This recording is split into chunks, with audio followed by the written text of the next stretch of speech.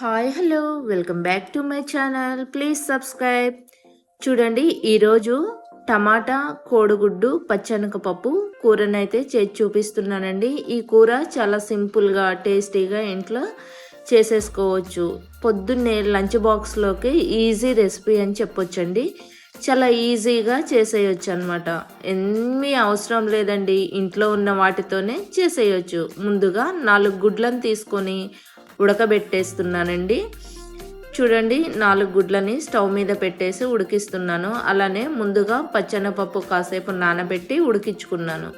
ఈలోగా 2 పచ్చిమిర్చి, ఒక 4-5 టమాటాలు, ఒక ఉల్లిపాయ తీసుకొని పొట్టు తీసి మంచిగా ముక్కలు ఇలా సన్నగా కట్ చేసుకొని పక్కన పెట్టుకున్నాను.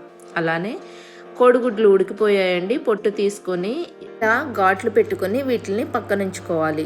ఈలోపు మనం స్టవ్ వెలిగించి ఒక కళాయి పెట్టేసి అందులో ఆయిల్ వేసుకుంటున్నాను. ఇందులోనే కొంచెం జీలకర్ర, అలానే ఆవాలు, మినపప్పు, పచ్చెనపప్పు, తాలింపు గింజలు వేసేసి కొంచెం పసుపు వేసి వేపుకుంటున్నాను. చూడండి, ఇందులో మనం ఆయిల్ మొత్తం పసుపు అంతా కలిసిన తర్వాత ఈ ఆయిల్లోనే మనం కోడిగుడ్లు పొట్టు తీసుకొని కట్ చేసుకున్నాం కదా, వాటిని ఇందులో వేసి కొంచెం వేపుకుంటున్నానండి. ఇలా వేపుకున్న గుడ్లని కూరలో వేసుకుంటే చాలా టేస్టీగా ఉంటుంది.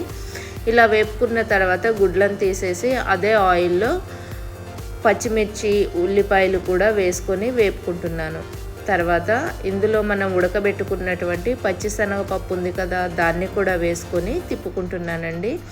తర్వాత ఒక స్పూన్ అల్లం వెల్లుల్లి పేస్ట్ ఫ్రెష్ది వేస్తున్నాను, చాలా బాగుంటుంది టేస్ట్. తర్వాత కడిగి పెట్టుకున్నటువంటి కరివేపాకును కూడా వేసి అలానే పసుపు, ఉప్పు కూడా వేసి మళ్ళీ ఒకసారి కలుపుకుంటున్నానండి. ఇలా వేగిన తర్వాత ఉల్లిపాయలు మనం కట్ చేసి పెట్టుకున్నటువంటి టమాటాలని కూడా వేసుకోవాలి. ఈ టమాటాలని కూడా వేసుకున్న తర్వాత మొత్తం తాలింపు అంతా కూడాను టమాటాలకు పట్టే విధంగా ఇలా కలుపుకోవాలి. తర్వాత మూత పెట్టి ఒక 5 నుంచి 10 నిమిషాలు ఉడికించుకోవాలి. చూసారు కదా, ఒక 5 నిమిషాల తర్వాత చూస్తున్నానండి, చాలా మెత్తగా ఉడికిపోతున్నాయి. తర్వాత కారం, ధనియాల పొడి, మెంతు పొడి కూడా వేసి మళ్ళీ మూత పెట్టి ఒక 2 నిమిషాలు ఉడికించుకున్న తర్వాత మూత తీసి మళ్ళీ ఒకసారి తిప్పుకుంటున్నాను. ఇప్పుడు ఇందులో మనం వేపుకొని పెట్టుకున్నటువంటి గుడ్లను ఒకదాని తర్వాత ఒకటి వేసి కూరంతా కూడా గుడ్లకి ఇలా కలిపేసుకున్న తర్వాత మూత పెట్టి ఒక 2 నిమిషాలు మగ్గించుకోండి, సరిపోతుంది. చూడండి, కూర అయితే ఇప్పుడు 2 నిమిషాల తర్వాత రెడీ అయిపోయింది. లాస్ట్లో ఇందులో కొత్తిమీర వేసుకొని సర్వింగ్ బౌల్లోకి తీసేసుకోవడమే. చాలా ఈజీగా సింపుల్గా చేసేసుకోవచ్చండి. చాలా అంటే చాలా టేస్టీగా ఉంటుంది. మీరు కూడా మీ ఇంట్లో ఇలా ట్రై చేసి ఎలా కుదిరిందో నాకు కామెంట్ ద్వారా తెలియచేయండి.